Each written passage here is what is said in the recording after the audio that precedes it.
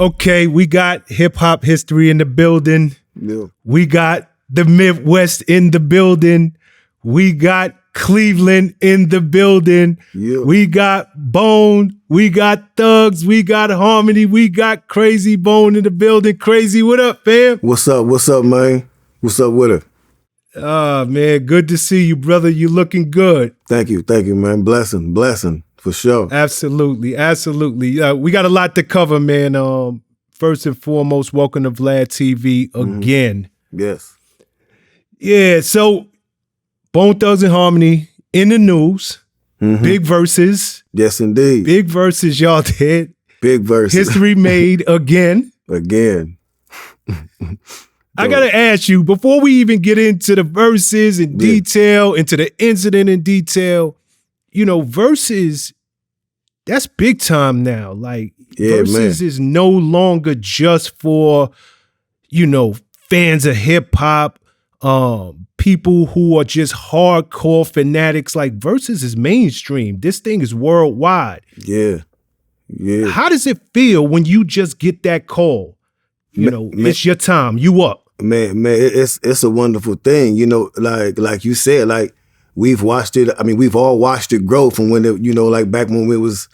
I first started watching it back when we was all locked down on quarantine. You know, that's when I first got hip to it. You know what I'm saying? But so to see what it came from, what it turned into from that is crazy, because it's a hell of a stage right now. You know what I'm saying? And everybody want to be on it. All the legends want to be on it. That say something when you got all the legends trying to get on this platform. You know what I'm saying? So it's huge now. And it's great for the culture, man. Great for the culture.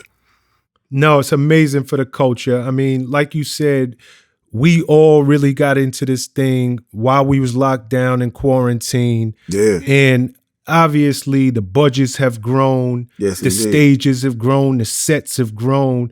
You know, I could just imagine being in your shoes, being in as an artist. Like, for you guys, y'all really look forward to, I can't wait for that day. Yeah. When I'm gonna hit that Verzuz stage. Word? Oh yeah. Oh, bro. It was like, man, when I tell you the adrenaline was pumping, like my whole mental state was like Verzuz that day. Like when I woke up, like in the morning, just like, okay, this is the time we about to let the world know, like where their favorite rapper come from. Like right here and right now, today is going down. You know what I'm saying? So it was the stage was set. Let me ask you something, like from an artist standpoint, how serious do y'all take it in terms of competition? Like when you find out, okay, contracts is signed, we definitely doing this thing. Do y'all go into like gladiator mode? Are you like boxes and I'm rehearsing, I know what I'm gonna wear, like like what kind of zone do y'all get in? Man, the zone is just that, like, you know what I'm saying? But with us, it's more like just making sure we all come together and we all on the same page mentally, you know what I'm saying? And making sure like we all in tune with what we gonna do, and like just everything, like not necessarily what we gonna wear, because we pretty much just show up, you know, like how we show up, and just like, you know what I'm saying?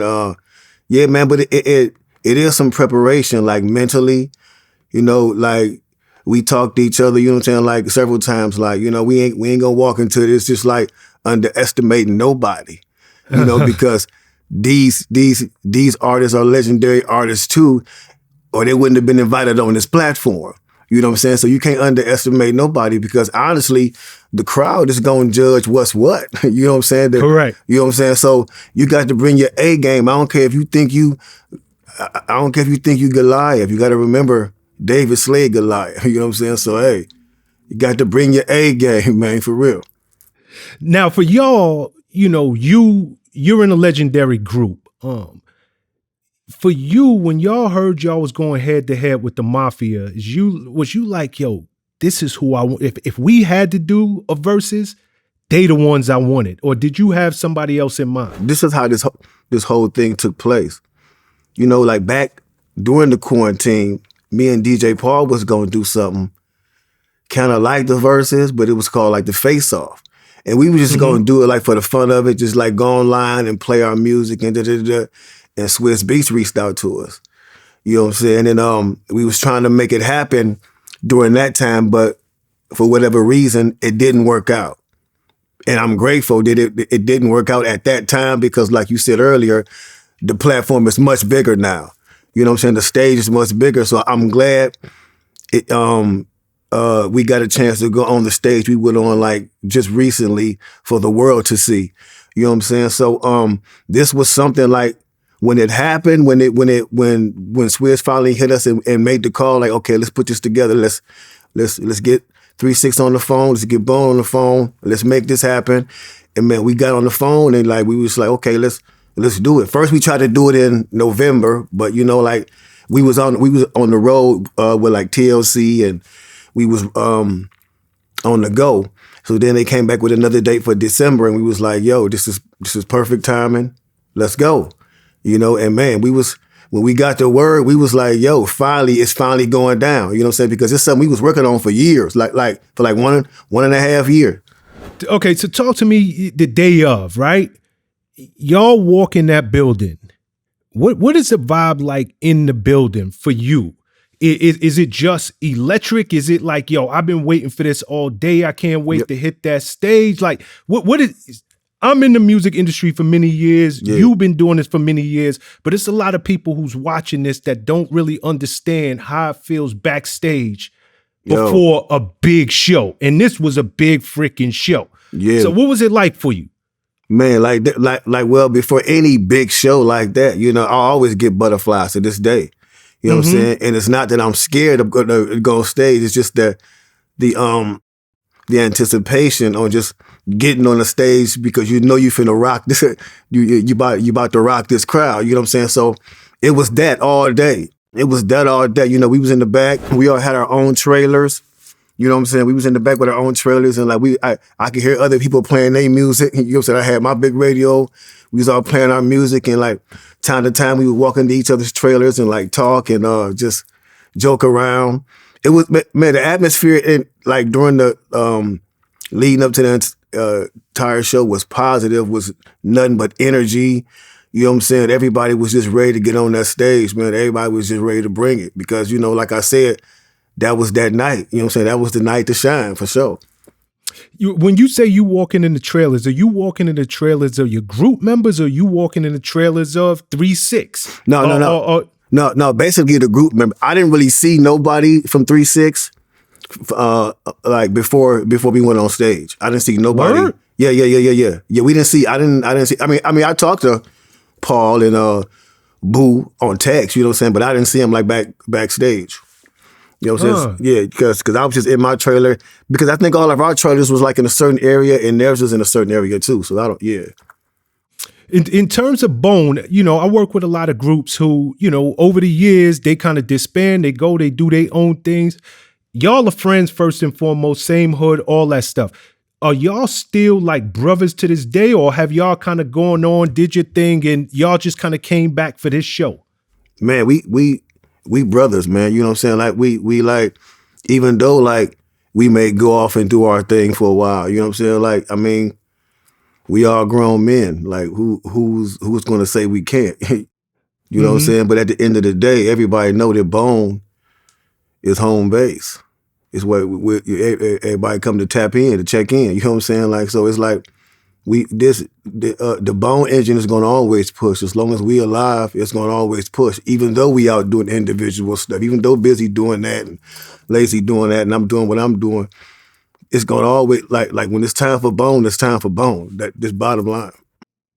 Yeah, and the reason I asked you that because you in your own trailers, you're going from trailer to trailer. What up? Everybody hugging, everybody like, yo, we ready to do this thing. When y'all go up on that stage, is everybody, you know, and I'll ask more direct, like, was people drinking backstage? Was they smoking backstage? Was the scene set for something to happen in your opinion, or was it just strictly like, nah, we did what we always do?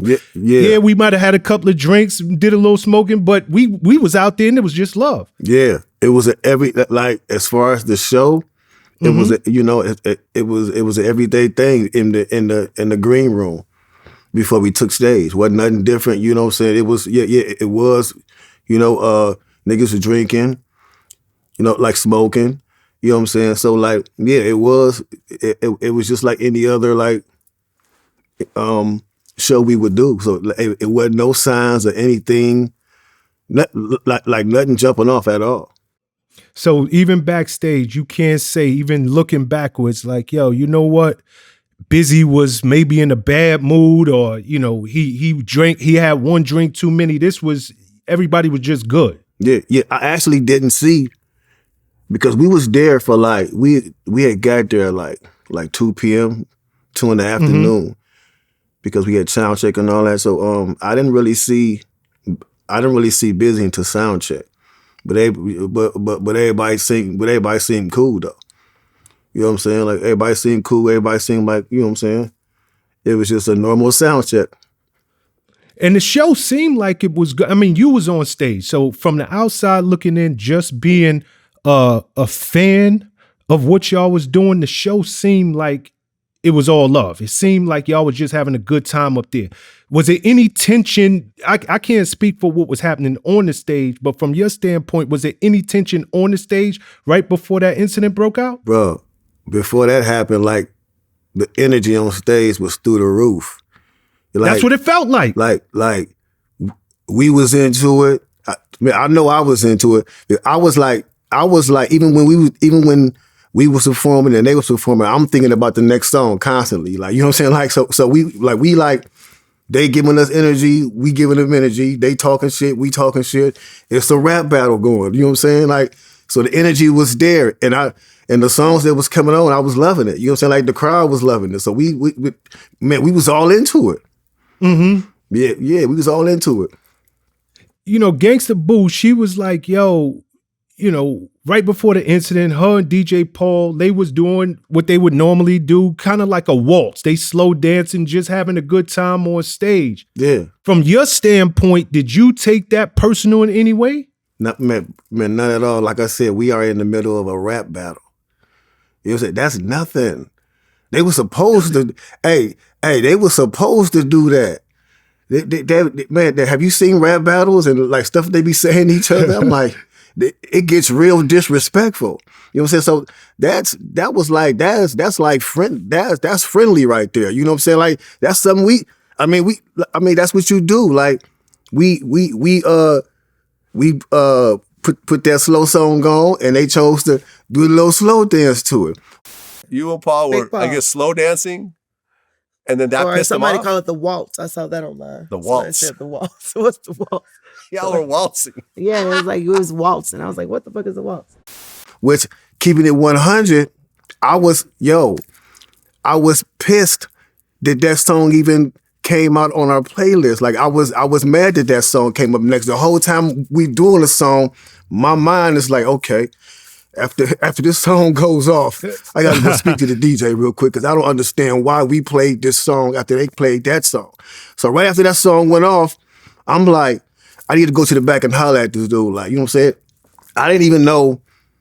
My mind was so focused into like getting to the DJ, like, bro, like we got to turn it up. Like by the time I got there, that's when all the shit jumped off. I was like, yo, it was crazy. Like that shit happened that fast. Because like when I turned around, I was like, okay, I'm finna go. Because like after every song was going off, I was going to the DJ, like anyway, like what's next? What's next? Because I'm trying to keep pace with the show. I didn't do that the time before, and the slow one came on, and I was like, so the whole time we up here doing this, like around the burr, I'm like, I'm into it, but I'm like, I think this was a bad choice. You know what I'm saying? I didn't want to do that song, like particularly right there. You know what I'm saying? But it is what it is. A song went on, and then right after that's when all the crazy stuff jumped off. You know what I'm saying? And it got wild. Yeah, I was surprised that song came on too, because 3-6, they was coming with them crunk joints. Yeah. Joints way up tempo. Like I was surprised when that came on, but again, from the outside looking in, it didn't feel like it was anything disrespectful going on. So I'm like, well, maybe it's just us. I didn't even see what they had done. You know what I'm saying? I didn't even see what they had done. So like when he said y'all was So he said they was mocking him. I didn't really know what he was talking about because I didn't see that. I didn't see them slow dancing to that. I wasn't looking at that. Like I said, my mind was on. I'm thinking like, why we play this song myself? You know what I'm saying? So it's like I didn't see none of that. I didn't even hear Juicy J said what he said on the mic until I watched it. No. Until my homie Rocky Rock told me. He was like, no. He told me to suck his dick. I was like, oh, what? Because I didn't hear none of that. I'm going to be honest with you. If somebody told me suck my dick right now in this hallway or something like that, I would stab him up or something right now. Like, I'm just being honest with you. I would really, really hurt this Those guy. words are that serious to you? Yeah, those are serious to any real nigga. Like, that's like that's I don't know. You might as well just put a death threat or something right in the card, I'm going to kill you or something like that. I mean, guys don't take that lightly, man. I get, but I've seen it. I've seen it in real life. I've seen, like, not killings, but I've seen dudes argue in my hood for hours and then the guy says, suck my dick. At that point, it's violence. I heard none of that. You know what I'm saying? So it was just like, it is what it is. It jumped off. For real. Yeah, it definitely did. I mean, it happened quick. Bizzy stopped what he was doing. And y'all ugly mother effers ain't gonna be mocking me. Yeah. And, Juicy came back. And, to keep it real, you a man just like I'm a man. That's a hard thing to swallow. First and foremost, I could understand Juicy felt disrespected, right? Yeah. But you tell another man to suck your dick. You like me. Yeah. That's fighting words. Yeah. Oh, definitely. That's why, that's why Bizzy felt he had to act on that. But it's millions of people watching. So you can't tell another grown man on TV like you like to suck your dick and like it's gonna be like reactions like men get killed in prison for that. Men get killed on the streets for that. You know what I'm saying? So it's like that's something real. You know what I'm saying? So it's like it didn't have to go there on both sides. On either side, it didn't have to go there. Period.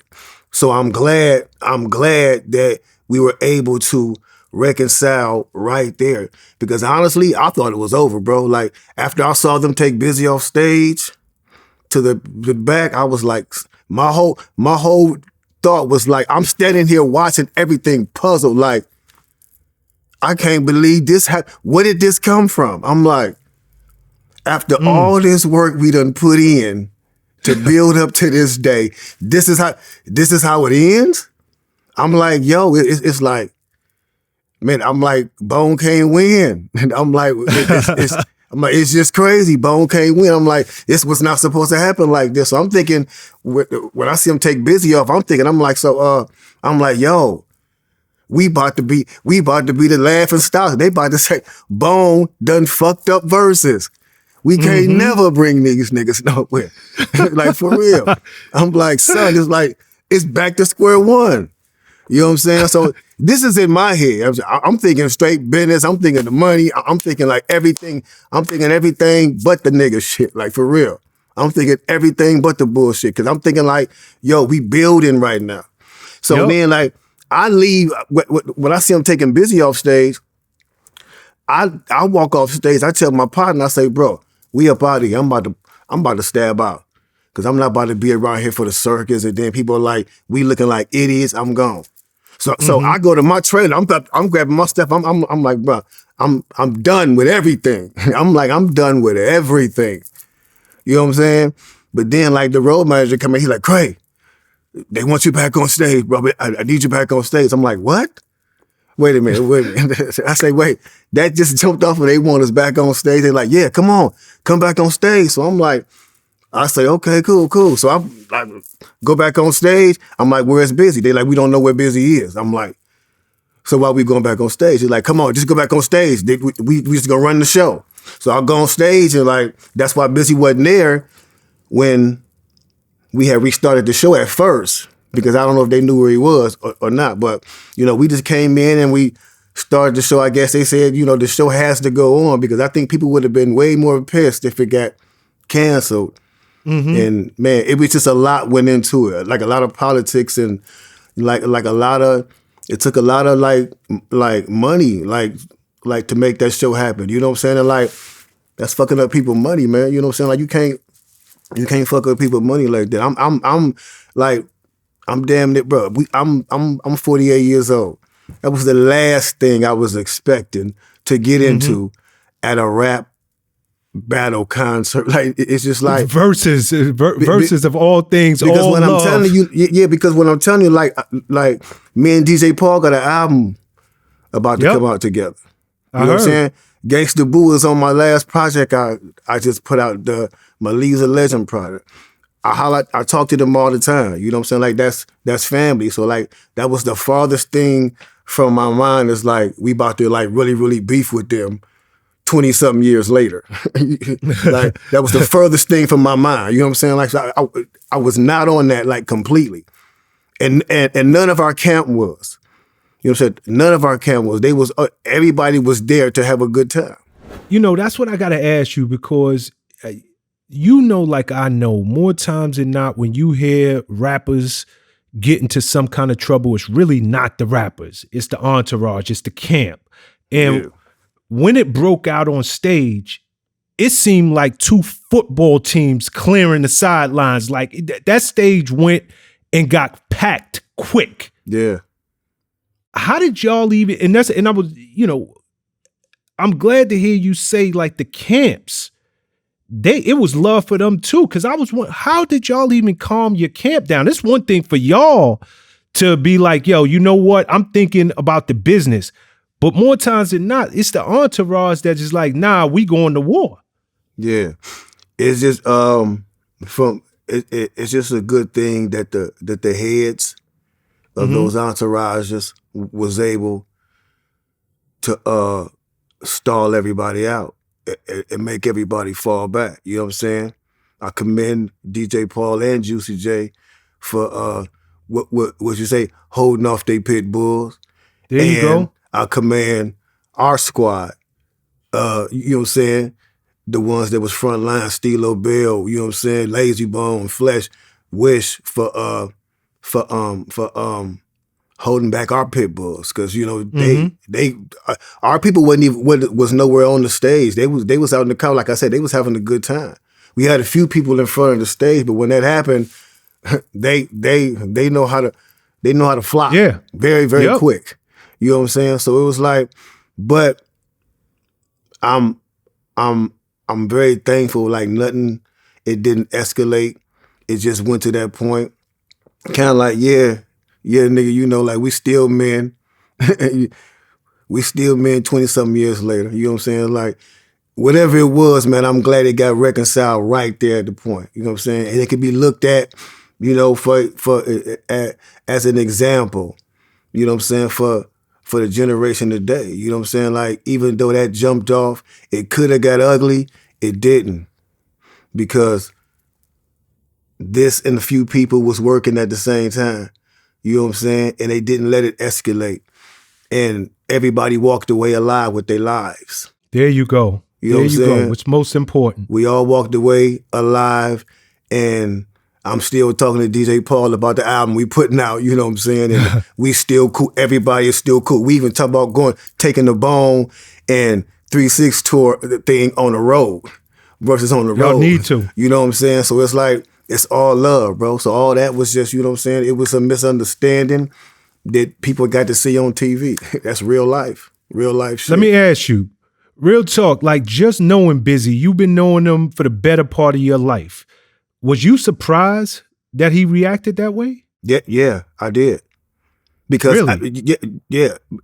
Because when I was walking back, I didn't even know that's what he was gonna say. I thought he was just gonna get on the mic and just talk shit like everybody else had been after the song went off. So when I started what caught me is when he said, "You ugly motherfuckers." I was like, wait, hey, this ain't part of the show. I'm like, what the fuck is going on? You know what I'm saying? But then that's when shit got shit, and then that's when you know what I'm saying. Then I just saw when I turned around after he said that, because that's all I heard him say, and then I just saw him throwing the bottle. I was like, what the fuck just happened? I'm like, what the hell is going on? And the shit just got crazy after that, man. I was like, it was wild. It was wild. Yo, the whole time, the whole time I'm thinking, Because like I said, I didn't hear what Juicy J said. I didn't hear that because like I don't know why, but I just didn't hear that. So the whole time I'm thinking Bizzy just snapped, just like because they was mocking us. I'm like, so that's what I'm thinking. I'm like, bro, like all that over this? And then I was in the back sitting. I'm like, bro, like he threw a water bottle because they was mocking us, like dancing time. And then that's when my partner Rocky told me, he's like, no, dude told him to suck his dick. And I was like, oh, okay. That's different. That different. changes things right That's there. different. Yeah, it's different. Yeah, definitely. Yo, but to Bizzy credit, here's what I didn't know. You said they come knock on your trailer door, get back on the stage. The show is gonna go on. You don't even know if Bizzy gonna come back and finish the show out. Yeah. But to Bizzy's credit, he did come back. Oh yeah, definitely. And he apologized. Definitely. And like a man. That's a gentleman thing to do right there. You gotta give him credit. Now I gotta ask you that. Knowing him for the better part of your life, is that more of the Bizzy? Is that something that you would expect from him to come and admit it's wrong in real time, do it in front of everybody, not behind closed doors, and just say, yo, as a man, I apologize. I ain't want to mess this up. Let's keep it going. Yes, indeed. Because at some point in time, we've all had to do that. We've all had to humble ourselves and man up, okay, I was wrong for whatever reason, whatever you was on, whatever you was, you know what I'm saying, whatever you was going through for whatever reason. I mean, that's just our nature. That's just us, man. That's why it's a revolving door with Bone Thugs and Harmony. Like we don't never hold grudges when a member want to go out and do what they do. Like this is Bone, this is where you come from. This is home. The door is always open. So it's like that's all of us. Like he did exactly what should have happened from beginning to end. Wait. But I will say, I wouldn't have took it so personally when they was slow dancing. I just would have came with another song after that. You know what I'm saying? I wouldn't have took it so personally. But you know what I'm saying? After that happened and it was said what was said, then you know he had every right to like be a man and address that. And the way that he came back out at the end and apologized to not only them, but the fans and the world, to everybody that was watching, you know what I'm saying? That's being a real man as well. So it's like, you know what I'm saying? It was like I said, it was handled accordingly, man. Like even though there were hiccups and people were mad at first and everybody was running around like, oh my God, you know what I'm saying? By the show being able to continue is what the blessing was. And I think why the Verzuz was still successful and being hailed as one of the best ones so far. So that's a great thing. Nah, it definitely was an epic and historic night. And that's why, even outside of the incident, it definitely was one of the best ones. Yes, for sure. Really going back hit after hit after hit after hit. It was a monumental night. Yes. Did you ever have a chance to sit and talk with Bizzy after the incident, like a day, two later, just really sit, just man to man, like, yo, what happened? Like from his standpoint, if you did speak to him, what did he say happened, or why did he react that way? No, not really. Sat down with him. I don't know if anybody spoke to him. I did send him a text and let him know. I was like, hey, you know what I'm saying? Man tell you to suck his dick, you got to be a man to handle your business. You know what I'm saying? Like, I'm not mad at all. And he hit me back. He was like, oh, good. I appreciate that, big bro. You know what I'm saying? And man, that was that. That was the conversation. Yeah. Is it true that he hasn't even toured with the group for over 2 years now? Yeah. I think it was. Yeah. Yes, indeed. Gotcha. Is there any reason why? Man, because Bizzy got his reasons. You know what I'm saying? I don't know. Like I said, I don't have conversations with him about that kind of stuff. You know what I'm saying? Like I let him do him. When he feel like coming and doing what he do, that's what he do. Switch topics for a second. I thought one of the epic moments of that night was when you brought Chamillionaire out to the stage and did that Riding Dirty joint. Yeah.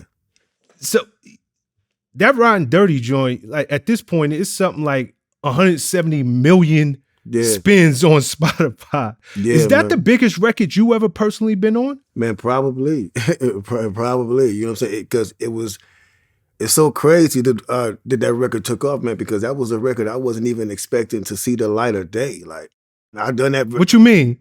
Because I done that verse for a favor for the producers playing skills. You know, like them my little cats. You know what I'm saying? Like I actually watched them cats like come up from nothing. You know what I'm saying? Like, so I was in Houston one time and they was like, yo, it's this artist that's blowing up out of Houston. He a Big Bone fan. He wants you to do a verse on one of his records. And I was like, cool.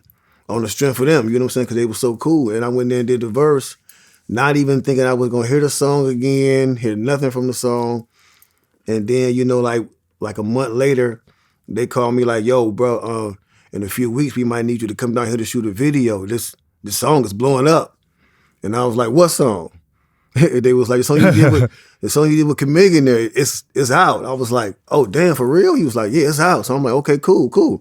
So they called me and they like, yo, we need to like shoot the video. So they paid for me, Lazy, and Wish to come down to Houston to shoot the video. And a couple weeks later, they was like, yo, no, maybe like 2-3 months later, they calling me to do like all these shows, like big shows, MTV, like every big show you can name. Like they calling me to do all these shows, and then like a few months after that, they like, yo, we nominated for a Grammy. We need you at the Grammys. I'm like, son, like what? I'm like, man, I'm like, yo, this song is going the mile. And then they won the Grammy. I'm like, this is crazy. And here's a song I didn't even think was gonna like make it out the studio. No lie. Because I've done so many verses like that, you know, like to where people didn't do stuff with the song. Is like, you know what I'm saying? It's crazy. Yo, and you know what I thought was so dope about that song? Like, I remember when that song was bumping and you and Chamillionaire, y'all attacked them verses completely different. Like his perspective was way different than yours. He was talking about the police is kind of like, yo, they trying to catch me riding dirty, or they think I'm riding dirty. And you came in on something like, nah, I'm riding dirty. And was that something y'all playing? I'm riding dirty as hell on the song. Hey, yo, man, it's crazy because when I went and done my verse, that's all it was on the song. It was nothing that it was like a skeleton of the hook that my dudes was singing, I think. And like, I just went in and did my verse and it was like the song is like riding dirty. So when I heard that, you know what I'm saying? I just went into thug mode and it was like, you know, what I'm used to. Like that's what I thought about. So when I heard him, like a lot of people like I remember my girl at the time, she was like, y'all talking about the total opposite. Like he talking about like police like trying to catch him riding dirty, but he ain't got nothing. You talking about just you got everything. I'm like, I'm drinking and driving. I'm doing it all. I'm just tripping, man. It's crazy. It's crazy. Nah, but that's what made that song dope. And I remember like, yo, they came at it from two completely different points of views, but the song was crazy though.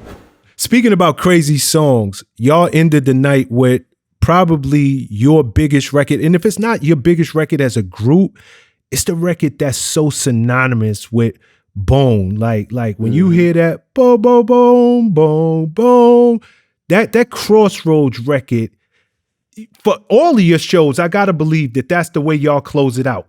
No, is that the way y'all end the night? Yeah, definitely got to, because you know that's the one. Like, you know, it is crazy. Like to this day, like we do that song and we still see people in the crowd crying and like having the same. It has the same emotional impact as it did like 20 years ago. So that's like we always got to do that song. Like that's just like first of the month. Like what everybody mad about we didn't do first of the month. You know what I'm saying? Like, but it's like that's just like that song. Like we can't do shows like without certain songs. And I be hating it sometimes because I be getting tired of doing that shit, man. I be like, yo, like for real, I be getting tired. Yo, I be telling the group, I be like, yo, man, I'm tired of doing this shit for real. But like, You know, it's like this shit is never ending. Like the light never cut off. Like I'm like, yo, this shit is crazy.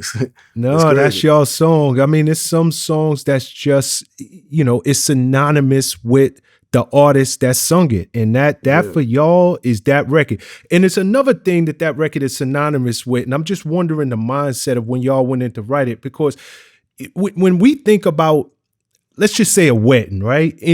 When people get married, one of the most popular wedding songs that you gonna have at every single wedding is John Legend, All of Me. Mm. But with that Crossroads, when you think about death, you know, if you in the hood, you put like that record is for, at one point it'd be Boys to Men, the end of the road. But for real street cats, Crossroads is that record. And I was talking to Vlad offline, and Vlad was saying that when his father died, you know, he was literally on the way to the funeral and had Crossroads on repeat. It's that synonymous with when I lose somebody I love, I'm going and throwing on Bone and listening to Crossroads. Was that y'all intent when y'all made the record? Man, not at all. Not at all. Like when we made that song, we made the song that's actually the big song. That was actually a remix from the song from the original Crossroads that we had on our album, on the Eternal album. So the first song, the first Crossroads, we made that for one of our partners that got killed. He was like the sixth member of Bone. Like he didn't rap or nothing, but he was like the dude that was always there, make sure we got to where we needed to be, to the rehearsals, to the talent shows. You know what I'm saying? Like he was always with us, and he got killed. So when we got on, like, you know what I'm saying, we made that song for him. But then when we, like after we got signed with Eazy, like, and we started like blowing up, like a lot of people we knew started dying. Like my cousin was killed. Krayzie Bone lost his son. Wishbone Uncle Charles got killed. My brother-in-law was killed. You know what I'm saying? Eazy passed away. So we was like, yo, man, we catching it from all sides. It's crazy. You know what I'm saying? We was like, it was a lot of death surrounding us. So we was like, we need to remix this song, one for Eazy, but for all the other loved ones that passed away as well. So we just went in, it was just a dedication song for them. We wasn't going in like, this about to be the next anthem. You know what I'm saying? Like, that was not the intentions at all. We was doing that like from the heart. That was a dedication to our dead loved ones. And like, you know what I'm saying? It just touched everybody and reached everybody the way it did.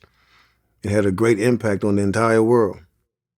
Yeah, I truly believe when you do things with pure intentions, you do it from your heart, and it's just genuine feelings. Exactly. You'd be surprised how many people feel exactly like you. So for the fact that y'all went in and kind of did that for your loved ones, that's why it really resonated with so many people in the way that it did, even to this day, you know, when it come to their loved ones.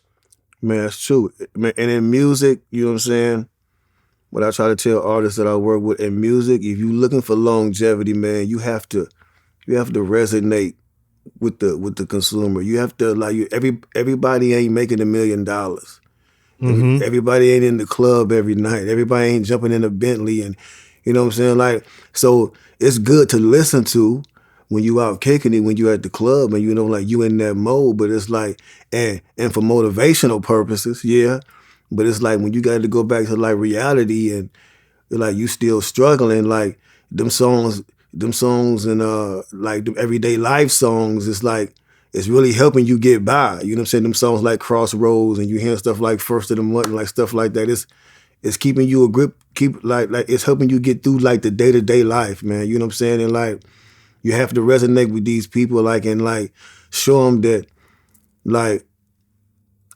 like celebrities go through the same shit that regular people go through. There you go. You know what I'm saying? It ain't no protective shield that goes over us because we're a celebrity. You see how many celebrities and rappers that die and get killed. You know what I'm saying? Like, it's the same, like, it's the same for us as it is with anybody else. So it's like, it's real out here, man. It's real. So you like, people always relate to real. Always. Yeah, and what people don't realize is even that much harder for celebrities because unlike, average Joe person, a celebrity go through what they go through and it's in the public eye. It's under a magnifying glass with a lot of scrutiny for every move you make. So Definitely. you can't almost even be human and have human emotions because everybody is reading into every single move you make. Definitely. So it's that much harder.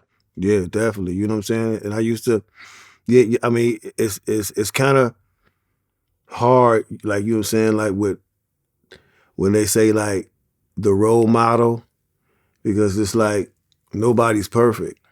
Like, you know what I'm saying? Even the clean cuttest athlete or, you know what I'm saying, that person that never gets into no trouble can make a mistake one day.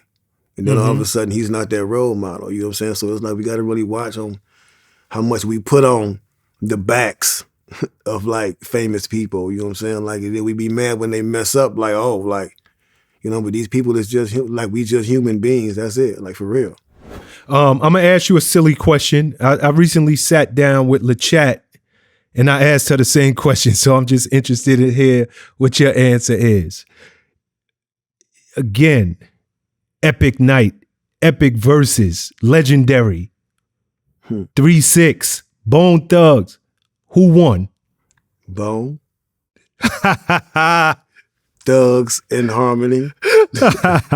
Better believe it. All day long, man.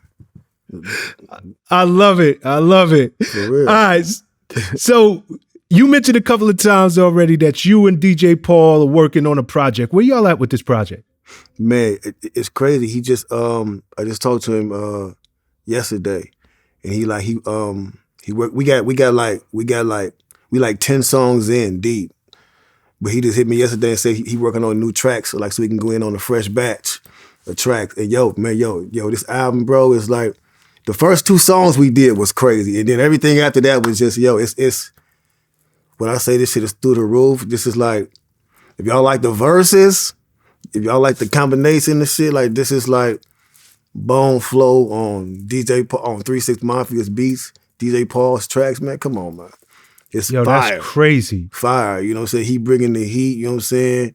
He on the songs as well, you know what I'm saying? And bro, it's gonna be fire, man. It's gonna be fire. Like something everybody gonna want to make sure they get in on this for real. Definitely.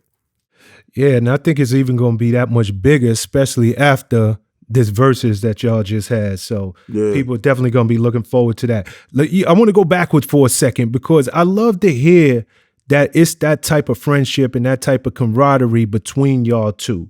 But once upon a time, it wasn't always like that. Back in 95, they drop a record, Live by Your Rep. Now, at the time when that record came out, this was their diss towards y'all, so they started the beef, I'm assuming, or they made it public. Yeah. Did that record catch you off guard? And even when it came out, did y'all know, like, yo, what they mad at us for? Like, would you just stunned? Bro, so this is how, and I don't think we never told the story, this is how we found out about the whole beef with 3-6 Mafia. We had just came out, we had just released Thuggish Ruggish Bone. Like, I think all we had out was Thuggish Ruggish Bone at the time. So, as soon as we dropped, like, Thuggish Ruggish Bone, the song, like, and people found out, like who we were, and we done a couple shows, we started getting fan mail up at Ruthless Records like crazy. And, like, we used to go up to the office and be, like, so blown away that we was getting fan mail, like we used to actually read the shit. Like, you know what I'm saying? Like we used to actually open them up, especially the ones that was addressed like especially to us. So I get a letter one day, and it's this girl. She's like, "Hey, I'm from Memphis, Tennessee, and I just want y'all to know that I love y'all, such and such. But there's this group from my hometown, and they've been making songs on the radio, dissing y'all, telling everybody that y'all stole their style." And I was like, "Oh yeah?" And she was like, "If you want to hear the song, give me a call." and she put her number down. So I called her from the Ruthless Records office. Hold on, you personally called one of your fans who just sent a random fan mail letter? Yes. Get out of here. Yes. I called her. And like I had to wait for like 10, 15 minutes because she was like tripping, like, oh my God. I'm like, okay, you calm down. And then like she put the phone to my ear and she let me hear the song. I couldn't really make out what it said, but I just heard a lot of bone and heard a lot of bitches. You know what I'm saying?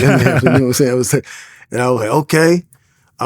Thank you for letting me hear that. So then we go, we on the road with Eazy, like we on tour, like we out on the road, and I think we in Memphis, we doing the show, and so like Eazy was with us, like you know what I'm saying. We had like Eazy's like security was with us and everything, so like we walking inside the building, and then like as we walking inside the building, we hear some niggas in unison scream out, "Thuggish, rugged, busters."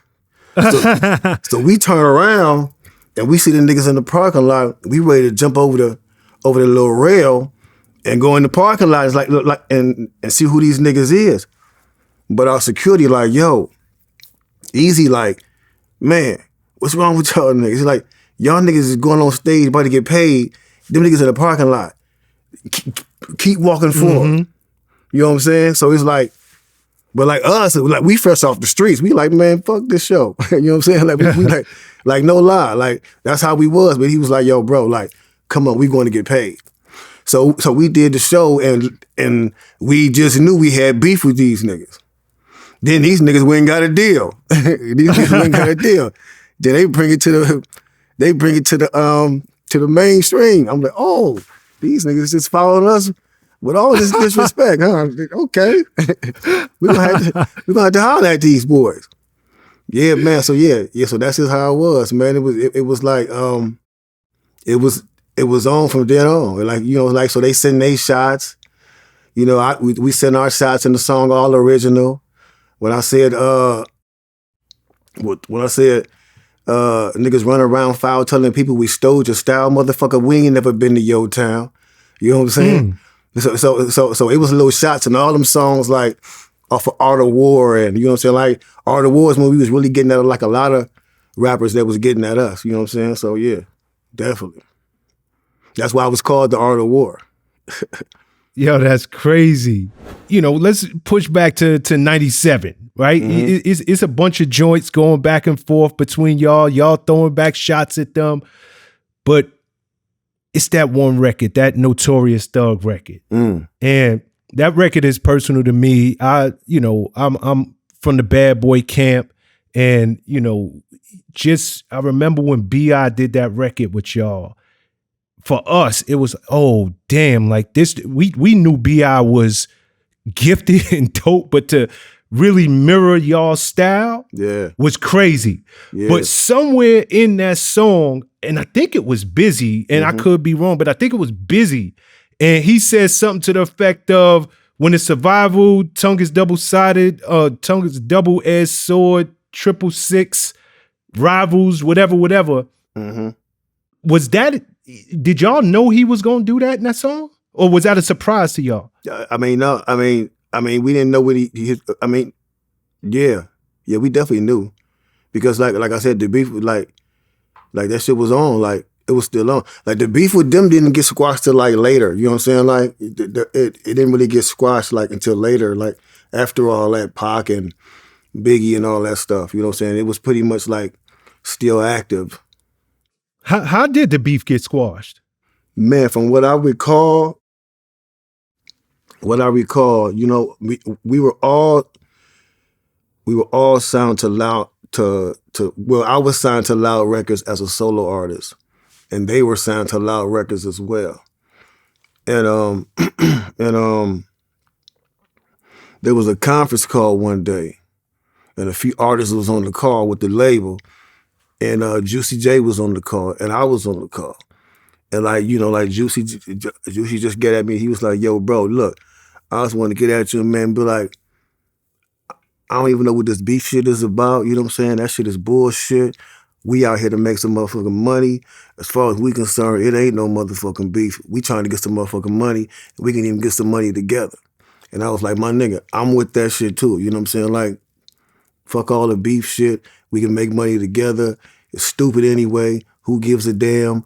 Who made the fucking style up first anyway? We all eating. Let's make some money. And it was squashed. I went and told my camp what was said. They all respected it. He went and told his camp. They all respected it. And the beef was squashed. It was that simple. Like literally, you went, spoke to your people, he went, spoke to, and that was it. Man, that simple. Same thing with Twista. Man. Like, it was like one simple conversation me and him had at the video shoot of the Spit Your Game record, the remix to the Notorious Thugs that Swiss Beast did with Twista and, you know what I'm saying, and 8Ball and MJG. I talked to him there. We was like, yo, man, what is we beefing about? Like, who rapped the fastest? It's like, that's the dumbest shit ever. You know what I'm saying? We was like, we could be making money together. You know what I'm saying? And from then, we've been collabing with Twista, like doing me and him supposed to do an album together as well. You know what I'm saying? So it's like, all them beefs, man, we lived through them. Like, you know what I'm saying? And that's the main thing. Like, we lived through it all. And now we all friends. Like, we see each other in traffic. We kick it. We drank with each other. You know what I'm saying? Like, it's family now. You know what I'm saying? Like, something happened to them dudes, we gonna be hurt just as much as their family would be. You know what I'm saying? It's that real. That's dope, man. That's real dope. You know, just seeing how y'all was able to squash that beef, move forward, get money together, and now it's just, it really is family. I should have asked you this earlier, but even when the beef was first going on, when it was fresh, could you understand their point of view, or was you like, nah, like, this is just the way we rhyme. Like, this is just our style. Bro, was our style. We had never been outside of Cleveland, bro. We never heard nobody else doing what we did. You know what I'm saying? I tell people like this, bro, like, Big Daddy Kane is what influenced the whole style. I told Big Daddy Kane this. Big Daddy Kane is what influenced the whole style, bro. I was locked up in the county jail, and I was in the day room, and I was watching I think it was like Rap City in the basement, Rap City with the mayor, watching Rap City, and a Big Daddy Kane video came on, and I heard Big Daddy Kane flip the flow in one line. He was like, but then he stopped and just like started rapping back regular. I was like, yo, I was like, nigga, if somebody just keep like writing around me, just keep doing it and just don't stop, that'll be the coldest shit ever. So I immediately went back to my cell. I didn't have no paper. So I borrowed a pen and I wrote my rap on the toilet paper. You know what I'm saying? I wrote the rap down on the toilet paper, and it was the rap just like spitting just like that. Like, and that was the same rap that I said to Eazy-E on the phone that got us signed. Oh, word? Yeah, no lie. You know, y'all are probably one of the few groups or few artists that I can think of. I'm sure it might be more, but one of the few artists that I can think of that actually recorded with both Big and Pac. Yeah. Because y'all did the song with Pac, the Thug Love. Yeah. Yeah, what was it? First and foremost, was you in the studio with Big when y'all did the Notorious Thugs, and was y'all also in the studio with Pac when y'all did Thug Love? No, not with Pac. With Pac, him and Bizzy ran into each other, and they just randomly went to the studio. And then like when we heard the song, you know what I'm saying, they like the label called us, told us we like saying that we had a song with Pac. We heard the song and was like, yo, this is crazy. You know what I'm saying? And with Big, we was all in the studio with Big. We was all in the studio with Big. Like he called us, like Puff actually called us and he was like, you know, Big wants y'all on the album. Can y'all come down? We was like, bro, we there. Say no more. You know what I'm saying? Like we jump up, go down to the studio, man. We go up in the studio. Big had it laid out for us though, man. And they gave us too much Hennessy and too much weed. hey, we go in there, we pass out. We pass out in this nigga session. You know what I'm saying? This nigga, he asking our Big asked our manager, Steve Lil Bill, he like, man, they cool? Lil Bill like, yeah, they cool. But We wake up, jump up, go right in the booth, lay our parts down. Big sitting in there like, yo, what the fuck? He like, what the fuck? These niggas was just asleep. Like, jump up and went there and just laid their shit down like, bam. And then so Big was in there like vibing to it. And then he told Puff, he was like, yo, I'm gonna take this home with me. I'm gonna take it back to New York and sit with it. Cause he wanted to make sure he was coming right. You know what I'm saying? Cause he already knew like Big is like, he actually took it home, man, and like dissected the shit like, okay. And he shocked the world with how he came because nobody was expecting that. Nobody was expecting that. Forget shocking the world. Did he shock y'all? Like, bro, when you heard that record, was y'all like, holy? Bro, he killed it. And it was bittersweet because we didn't get to hear the album until he passed away. We didn't. Oh, you never heard that record? No. So you didn't hear it ahead of time? No, we didn't hear the record until it came out on the album. We didn't hear it at all. Oh, man. And when we heard it, we was like, yo, this nigga killed it. For real, it was crazy. Yeah, for real. Damn. Okay, so considering y'all work with both of those legendary artists, what'd you think about them two beefing? Like when they started to really go at it and it's escalated into what it had become, what'd you think about that while they were still living? Was y'all just caught off guard? Like, you know, what was y'all feelings? Man, I think that's the worst. I think that's the worst hip hop has ever seen, beef. And it should never escalate to that ever again. And it's a prime example. It's a shame that we had to lose two great legends, but they set a fine example of what beef should not be. Hip hop beef, at least. You know what I'm saying? It should not be that. Like you shouldn't lose your life over, you know, like over mere words that was said on a song. You know what I'm saying? It's just like, you know, man, it was a sad day in hip hop life when we lost both of them. Like it's crazy, and it still is when you think about it, because they both had so much potential, so much ahead of them. I honestly think the game, the industry would have been going somewhat different if those two would have still been alive. You know what I'm saying? Like, man, I honestly do. You know what I'm saying? But it's like that was taken away from them, and they was both cut down in their prime. And it's just a sad situation. But like I said, like, it's the prime example of what beef should not lead to, for real. You know, I really love your answer. You said it's the worst that hip hop has ever seen. It's a prime example of what hip hop beef should not lead to. That's such a insightful and dope answer. I love that. You know, it's so unfortunate because so many of our hip hop stars, they're losing their life, you know, to beef. You know, unfortunate.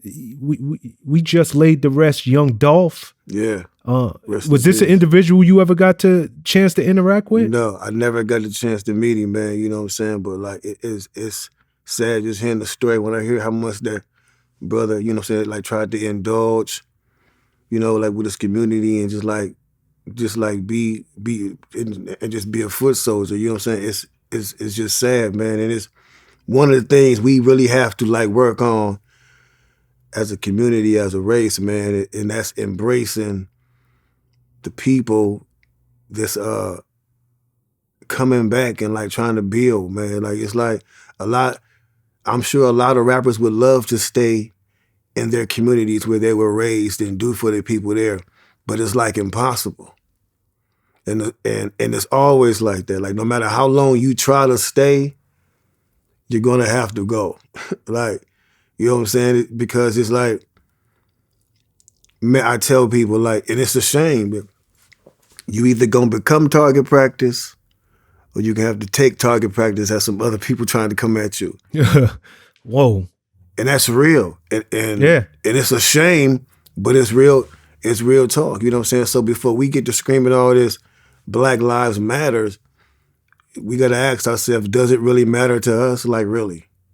Like really, we can't jump over one battle when we still ain't figured this one out. You know what I'm saying? Mm-hmm. Like we got to show people we care about ourselves.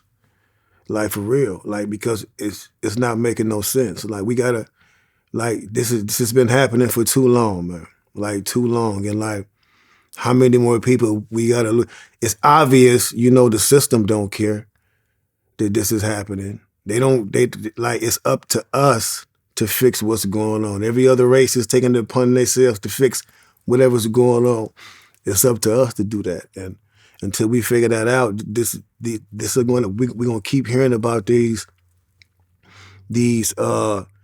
could be heroes and could be like leaders, you know what I'm saying? Like losing their lives at an early age because like somebody jealous. You know what I'm saying? It's just crazy, but it's crazy. Yeah, I mean, it's so unfortunate thinking about that young man, 2 kids, cut down in the prime of his life. Yes. From what I'm understanding, he was trying to do good for his hood. He had something like over 100 properties that he bought in Memphis. He was back just trying to do a week of celebrations, capping it off with giving turkeys out, to his people, For somebody like yourself, and you started off by saying, yo, you just can't, you gotta move away. Like, when did that become real to you? Did y'all ever get to a point where you realize, yo, as much as I love the hood, as much as I want to keep it real, as much as I embrace and still represent for those people that came from the place that I came from, I just can't go back and hang out because now I'm a target. Man, yeah, man, because everything changes. Like people like everything changes, bro. I started to notice like when I would go back and I would be in the be in the hood and I would have conversations. I would be on the phone having conversations, like just my conversation, what my conversation was on the day-to-day made niggas be like, oh shit, this nigga flossing. I'm like, no, nigga, this is just my day-to-day. My day-to-day conversation ain't how many rocks I sold or me running from the police no more. That ain't my conversation no more. My conversation is, nigga, I got a show to do over here and such, you about to get paid this and da. And that's just my normal. But like niggas looking at it like, this nigga doing all this, he's showing off, he getting too big or whatever, bro. It's just like the jealous. It's just like it's just like no answer to the jealousy, bro. It's like no answer to that because somebody is gonna always want what you have that don't want to work for it. Boosie said something, and I'm paraphrasing, I hope I got it right. He was like, yo, the people from around your way, from your hood, they become intoxicated on hate because of your success. And it kind of go to just what you was just saying there. Like, I'm not even trying to floss. Yeah. I'm just telling you about my normal day-to-day, and you hearing that. It's you becoming drunk on hate. Yeah. And now I'm your enemy for nothing. Yeah, man, yeah. Basically, that's how it is, man. And then you just start to realize, man, it's just like, no matter how much you do, how much you give, you cannot stay there. You can give back, you can build in the community and do all that. You just can't stay there. And you can't be seen that often too many times where they know where you're at. Like, it's real like that. You know what I'm saying? Like, because it's like, especially in the times we live in, man, we living in some trying, critical times. Hard to deal with. You know what I'm saying? Like, everybody is struggling. You either struggling or trying not to struggle. Like, real talk. That's crazy. That's so real. It's so real. And it's crazy because Dolph, he did move out the hood. He did. Yeah. But I guess he felt safe. Yo, I'm just going back to do good. Yeah. And he was just in and out. That's real, man. And it's almost got to the point like now you can't even do that. Like you said, you can't go back and let people know where you are. Man, as long, I say, if you want to give back to the hood, man, if you want to give back to your community, like you can, man, like you can move in silence, man. Silent moves, loud results. You know what I'm saying? Like you could build a whole community, and ain't nobody got to know nothing. Ain't nobody got to know nothing. Like, you know what I'm saying? Like, you ain't got to be on the news all the time. Look, I did this. Give it back because you want to give it back, but you still a part of that community. Can't nobody say nothing about you. Like, man, like, we got to understand, like, we don't have to be on the scene taking the credit. And not saying this is what this brother's doing that by far. I'm not saying that's what he was doing. I'm just saying us. Just us, like, our race and, like, our people, like, we have to start, man, just like realizing, okay, we can be in the hood for a while, you know what I'm saying, when the success, I mean, but right now, I don't even know. I can't even, because that's how it was when we came up, like, we was in the hood for a while, you know what I'm saying, after we was bubbling, and matter of fact, Ruthless Bone was out, I was still catching the bus. I remember being at the bus stop, and the motherfucking car pull up, and shit bumping Ruthless Bone. I'm like, ain't this a bitch? This nigga playing Ruthless Bone, and I'm about to jump on the damn bus. This shit is crazy. You know what I'm saying? So back then, like, you know what I'm saying? Like, it was cool, like, to be in the hood, but man, times has changed drastically. And I can say, like, we was some wild niggas, but these little niggas out here today, it's no code, it's no honor, it's just like, it's just raw. You know what I'm saying? So it's like, you can't play with that because everybody know who you is and you don't know who none of the niggas that don't like you is. Like, you know what I'm saying? Like, cause you out there in the public eye. So it's like, man, you gotta do everything like discreetly, man. And like, I'm not saying don't give back to your community because you can do that without being on the scene. It's a shame we got to even resort to that, you know what I'm saying? Because I know you like we want to go back to the hood and like, you know what I'm saying? But if it's dangerous, you have to be careful. You got to take all precautions every time, bro. I can't have an interview with you and not bring up Eazy. You touched on him briefly earlier, but this is a man who changed your life. This is the man that scooped y'all up out of Cleveland and made y'all worldwide stars. Recently, Dr. Dre, Snoop, Eminem, Kendrick, they are all now performing at this upcoming Super Bowl during halftime. That's part of Eazy's legacy as well. Y'all are all extended family. From your point of view, how does it feel knowing that, yo, this family tree, these branches have extended? Like, these guys are performing at the halftime show for the Super Bowl. Yeah. I mean, Eazy-E had a vision, man. He had a vision from start to finish. At first, he didn't even realize the vision he had, but when he got into it, like, it's like he was always a visionary. And like, what stemmed from him is nothing but like, it's all legacy. It's all legendary what came from him. When you think about it, just the Snoops and Dog Pound, the whole Death Row, the camp, NWA, just like a lot, and the Kendrick Lamar, the Bone Thugs and Harmonies, just all those great groups. Eminem, you know what I'm saying? All of it. 50, Dre, yeah, 50. It's that family tree. Yes, definitely. Is massive. Oh yeah, so it's a great thing. Like what he said, man, what he set out to do, he actually accomplished it and didn't even know it. You know what I'm saying? Because he is well respected as the Godfather, for sure. You know, it's been damn near 26 years since he passed. It's been a lot of hearsay. Yes, we know factually he did have HIV. It turned into full-blown AIDS. But, you know, there's conspiracy theorists out there that say, no, he didn't pass from AIDS. Do you believe that that's what ultimately took him out? Man, you know, like it's so much there's so much hearsay out there, man. You're like, who knows, man? Who knows? You know what I'm saying? Like, it's a lot of conspiracies and a lot of, I will say it don't add up.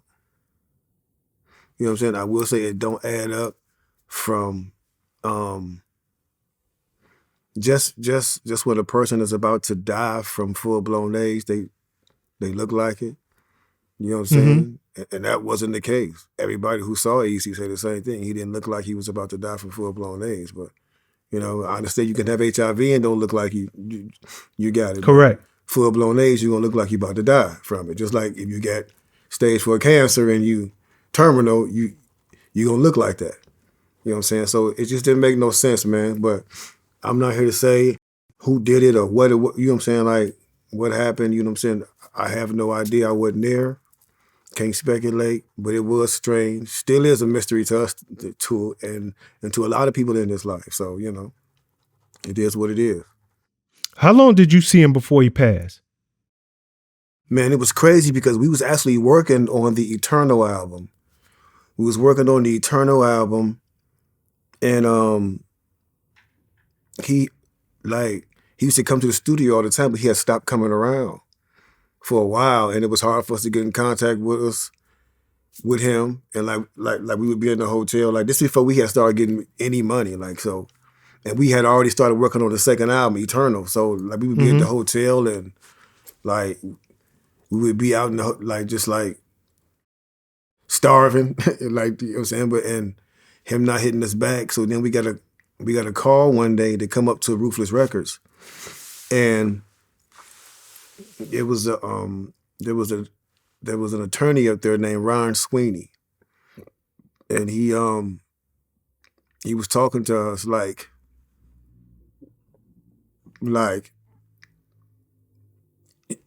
he was like had some kind of power, and we had never seen this dude before ever. It was the first day we saw this dude, and like he was talking to us like, yeah, I got checks for y'all, da da da. And we're like, what? Like, who is you? Like, he like, yeah, I'm an attorney for Eric. We was like, where's Eazy at right now? How come he not giving us these checks? And like, we've been trying to get in contact with him. How come he ain't giving us these checks? They're like, yeah, well, he's been tied up with some things right now, da, da, da, not telling us nothing. So I guess these was the checks that we had got our signing, you know what I'm saying? It was like like $100,000 a piece. And you know what I'm saying? Like, so we took the checks, didn't think nothing of it, you know what I'm saying? And when we got the checks, we all moved back to Cleveland, went to go like get ourselves established, went and got houses, and you know what I'm saying? Like went to establish ourselves back home. And it's crazy because I found out about Eazy actually having HIV, AIDS, watching MTV News. One day it came on and said he was in the hospital for full-blown AIDS. And then maybe like a couple of weeks later, it said he died from it. And I was like, yo, how does it happen that fast? It was just crazy, you know what I'm saying? So it was like, we didn't know nothing. We was kept in the dark completely about anything that was going on, which was, you know, I understand we wasn't family or nothing, you know what I'm saying? But we didn't know nothing. Yeah, I mean, I remember that era, and when that news came out, first off, it was shocking to hear because AIDS at that time was not what AIDS is today, by no stretch of the imagination. Definitely, yeah. Back then, it was like almost an instant death sentence. Yes, it was. You know what I'm saying? It was like, you said, you brought up AIDS. It was like, oh my God. Like, that was like, you know what I'm saying? Like with all the technology and medicine, it's just like one of those things just kind of faded to the back for some reason. It's crazy. Yeah, I mean, it's a whole different world between now and back when he had it. And I remember when he had it, and like you said, it was almost like a death sentence. You didn't know a lot about it. People, and I mean the average Joe public didn't know how long it would take to go from HIV to AIDS. And once you got AIDS, what was your life expectancy? But by the time that the word hit the wire and it became public, it almost felt like it was a couple of weeks. And you was like, you heard he had AIDS and then he passed away. You was like, oh my God, like this thing took him out. Now, granted, I'm sure he had it for much longer than they made the announcement. Yeah. But from the time that they made the announcement to the time he passed, it felt like it was weeks. Yeah, bro, yeah. Yeah, it did. You know what I'm saying? Because everything just happened so quick. First he had it, then it was like he died. It was like, wow, it's like no time to get to like even like talk about treatment or nothing. It was just like it was crazy. It's like, so we didn't understand it. And like I said, you know, I mean, like you said back then, it was just something, it was scary, bro. You know what I'm saying? It was scary like that happen because it shook everybody up, especially everybody in the industry. You know what I'm saying? It was like, yo, it was crazy. Yeah. You know, did any of y'all in the crew, did any of y'all attend his funeral? Because from what I read, they said that DJ Yella was the only person from NWA that actually attended the funeral. Yeah, I know I didn't because I didn't know, bro. I didn't know, like trying to get information from anybody at that time. It was just crazy, like, you know what I'm saying? And I was like, I'm not gonna go down there and just be like, you know what I'm saying? But I think Lazy and Wish went to go see him in the hospital. Mm-hmm. You know what I'm saying? But I don't know if anybody made it to the funeral. I know. So in terms of the funeral arrangements, it wasn't like what it is now to where they put it out and everybody know the date, the show, all of that. Y'all never got that word? I mean, we didn't. I know I didn't. You know what I'm saying? Like, it was just like, I mean, we didn't even think Ruthless Records was gonna be like, we didn't know what was going on. Like, we actually thought everything was over and we was back in the hood. Like, honestly. We thought we thought the deal was up. We was back in the hood. Everything was over. It was a quick dream come true that ended, and you know what I'm saying? That's what we thought. Mm-hmm. Yeah, did you ever see that documentary? WeTV did a documentary called The Mysterious Death of Eazy-E, where they casted all this doubt on how he got it, if he had it, you know, did he really die from it? Did you ever catch that docuseries? No. I didn't. Yeah, in the docuseries, there was a doctor that said that he treated Eazy, and he was like, you know, he also infected 2 other women, and the doctor was caring for them women. There was this whole story out there, and then the doctor cast doubt that it was even that. So it's just so much surrounding this man's demise. Man, no, I never heard of that. That's crazy. Wow. Yeah, but they recently upgraded his tombstone, and you know, because once upon a time, his tombstone was, you know, it wasn't much to it. Mm-hmm. But they just recently, his family, they went in and they finally got him a proper headstone with his picture on it and all of that stuff. So, you know, shout out to the family of Eazy-E and, you know, I'll continue condolences to them. Yes, indeed. At the time, before I even switch topics and let you out of here, Suge went on a late night show. It was hosted by Jimmy Kimmel. Mm-hmm. And Suge basically was saying once upon a time, if you wanted to have somebody killed, you know, shoot them. And, you know, he's like, now you just get somebody and get blood from them if they have HIV, and then you put it in the arm or some. Yeah. What did you think when you heard that state? Did you see that interview? Yeah, I did. I saw the interview, but like that's something that had been floating around like for years, like before he even said that, man. So it was like, I mean, like I said, the speculation is out there about that. You know what I'm saying? It always has been, you know what I'm saying? But you know what I'm saying? Like I said, I'm not gonna play too deep into it, but that's always been there. So it's not surprising. Yeah. But I definitely saw the interview. I was like, hey, oh no. For real. For real. You know, be it as it may, I don't know if that was the classiest thing to say in an interview.